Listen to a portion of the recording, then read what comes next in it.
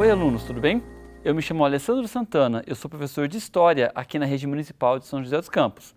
Na aula de hoje, vamos entender um pouquinho como foram os mecanismos de conquista colonial do europeu aqui na América e também algumas formas de resistência, alguns movimentos de resistência de indígenas em relação ao europeu colonizador.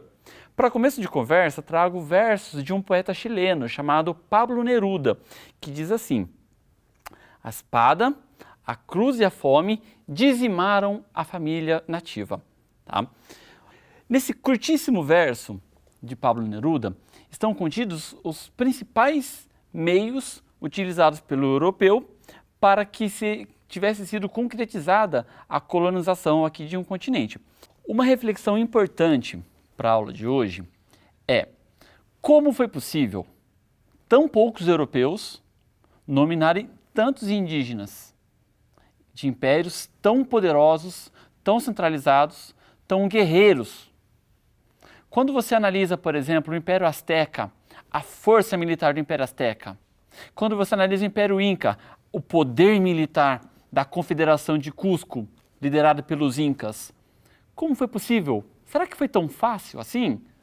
Que armas, que instrumentos foram utilizados pelo europeu nessa conquista? A gente começa então pela espada. A disparidade militar entre esses povos foi muito grande, porque os guerreiros indígenas nativos aqui da América se defendiam com arcos, flechas, machados. O europeu tinha espada, tinha canhões, pólvora, tinha cavalos. O cavalo, ele exerce um papel muito importante nessa guerra de conquista, porque os indígenas aqui não conheciam o cavalo. Eles tinham medo do cavalo. Tinham medo do fogo que saía das armas dos europeus. Tanto que, por exemplo, entre aqui os indígenas brasileiros se popularizou um homem chamado Anhanguera. Anhanguera quer dizer o homem do fogo. Eles tinham medo. Tá? Essa disparidade de armas gerou uma guerra que era muito injusta, porque não dava para se defender com arcos e flechas contra armas tão poderosas. Como se não bastassem armas muito mais poderosas, os europeus também trouxeram uma coisa sobre a qual os indígenas não tinham a menor defesa, que eram doenças. Os indígenas nativos aqui da América tratavam todas as doenças que eles conheciam com chás e ervas medicinais que eles encontravam na própria natureza. Aqui na América, antes da chegada do europeu, não tinha gripe, não tinha varíola, não tinha uma infinidade de outras doenças trazidas nas embarcações europeias.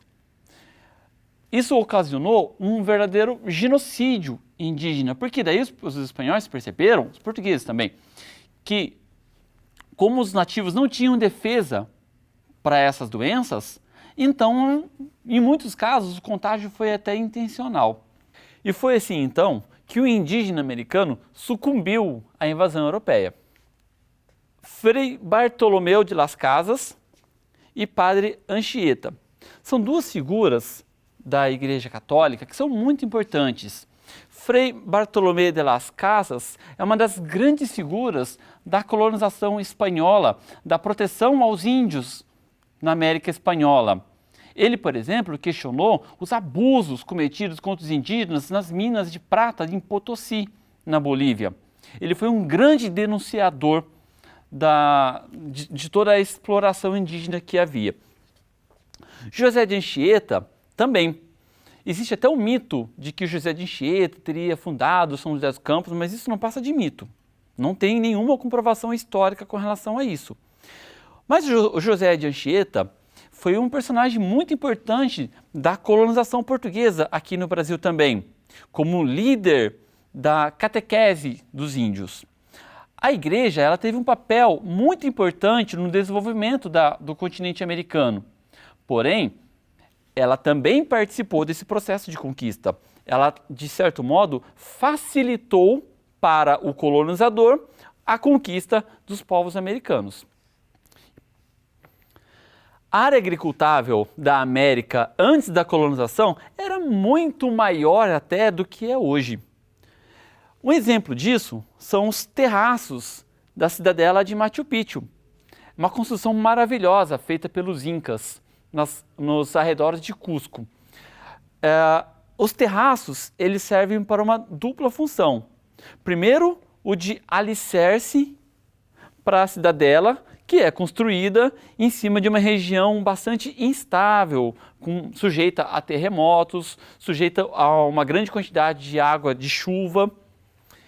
Segundo, esses terraços funcionavam também como áreas de cultivo.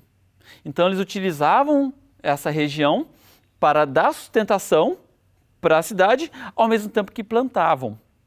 Não havia fome aqui na América antes da chegada do colonizador, porque mesmo em sociedades que eram bastante hierarquizadas, com imperador, com sacerdotes, com militares e camponeses, como os incas, os astecas, não tinha fome, porque o que era produzido era muito mais do que o suficiente para todo mundo.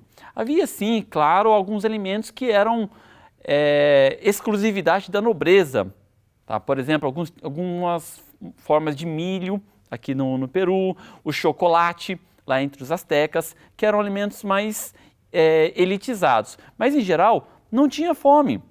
No entanto, quando os europeus chegaram aqui, nessas guerras para a conquista, com a grande quantidade de indígenas que foram dizimados, e foi então que, devido também a esses deslocamentos forçados, pessoas que eram obrigadas a sair das suas áreas, das suas casas, das suas plantações, fugindo aí de perseguições, fugindo para salvar a própria vida, que a fome também se abateu sobre as populações nativas.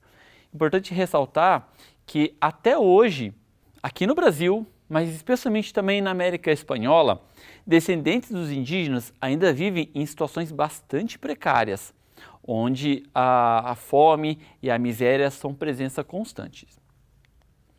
As mitas eram uma modalidade de exploração do trabalho indígena na América Espanhola. As mitas eram trabalhos compulsórios, eram campos, espaços de trabalhos compulsórios. O que é um trabalho compulsório? É um trabalho obrigatório, de modo que o indígena não tinha a opção de não ir. Eu não quero ir trabalhar hoje. Não, ele era obrigado a ir. E o índio não recebia por esse trabalho compulsório. Então, de certo modo, a mita também era uma forma de escravidão. Um pouquinho disfarçada, mas era. Aqui, a mina de prata de Potosí, onde hoje está a Bolívia. Era a maior mina de prata do mundo. E foi daqui, de Potosí, na Bolívia, que os espanhóis encheram muitos navios com prata e com altíssimo valor de revenda na Europa, utilizando mão de obra forçada dos indígenas. Lembra que eu falei de Frei Bartolomé de las Casas? Lembra que eu falei que ele denunciou abusos e violações de direitos contra os indígenas nas minas de Potosí? Foi aqui. Tupac Amaru foi um dos últimos governantes incas ainda dentro do processo de conquista espanhola. Tá? José Gabriel era descendente dele, mestiço, filho de indígenas com europeus. José Gabriel tinha uma condição social bastante razoável para a época, exercia até mesmo uma liderança regional. Só que fatos que aconteceram ao longo de sua vida mudaram um pouco sua percepção em relação à sua identidade indígena. E no século XVIII, ele liderou centenas, milhares de indígenas num movimento de rebelião que balançou ali as estruturas de poder no atual território onde hoje está o Peru. A revolta gerou uma repressão muito grande da coroa espanhola e o movimento acabou sendo derrotado, certo? Apesar de que foi o principal movimento de tentativa de emancipação antes das independências. Tupac Amaru, não à toa, se tornou o grande ícone dos libertadores da América. Sabe, tem o campeonato de futebol Libertadores da América, que honra José de San Martín, argentino, e Simão Bolívar, que foram os grandes personagens das independências no século XIX. Porém, houve um José de San Martín, houve um Simão Bolívar, porque antes teve um Tupac Amaru II que os inspirou. Aqui, por incrível que pareça, aqui em São José dos Campos, também teve um movimento de resistência bastante peculiar em toda a América. Que interessante. Em toda a América colonial, o que houve aqui em São José foi algo singular. Na época, e a gente está falando aqui do século XVIII, da década de 1770 especificamente, onde hoje conhecemos como São José dos Campos, era um aldeamento indígena chamado São José da Paraíba. O aldeamento é uma organização social no qual o controle político cabe a um líder religioso, a um líder civil. Então não confunda, a aldeia, todo o controle social e político é do indígena, o aldeamento não. São José, originalmente, era um aldeamento. E aqui tinha um governante civil que governava sobre toda uma comunidade indígena. Porém, esse governante civil, José de Araújo Coimbra, era uma pessoa muito cruel com os indígenas. Existem relatos de vários castigos físicos, psicológicos, aos quais os indígenas eram submetidos. E aí que entra o fato singular que distingue essa história de todas as outras que aconteceram na história da América. Porque aqui, em São José, no aldeamento de São José da Paraíba, os indígenas redigiram uma carta. Os indígenas do aldeamento escreveram um documento oficial e enviaram para o governador da capitania de São Paulo. E nesse documento oficial, eles protestavam contra as arbitrariedades, contra todo o autoritarismo que estava sendo feito pelo diretor aqui do aldeamento. E exigiam ao governador que fosse trocado o governante deles. Você ter, no século XVIII, indígenas organizados, escrevendo uma carta, um documento oficial diretamente ao capitão-general da capitania, é um fato singular. Não existe outro igual em toda a história da América. Pois bem, amigos, por hoje é só. Mas antes de encerrar, queria refletir com vocês uma coisa. Está difícil, momento complicado para todos, mas pensa comigo. Viver momentos históricos não é fácil. Você acha que o pessoal que viveu a Primeira, a Segunda Guerra Mundial, as grandes revoluções, todos os grandes momentos marcantes da história, momentos que mudaram o rumo da história, eles também passaram por desafios que, de certa forma, são semelhantes aos nossos. E da mesma forma como eles passaram por isso tudo, e eles se tornaram contadores de história, memórias vivas desses momentos, registraram sua participação nesses momentos históricos, nós estamos fazendo o mesmo. Nós somos sujeitos históricos, protagonistas dessa história. E nós vamos levar essas histórias por gerações e gerações. Que história nós vamos contar? E essa foi a nossa aula de hoje. Eu espero que você tenha gostado. Eu gostei muito.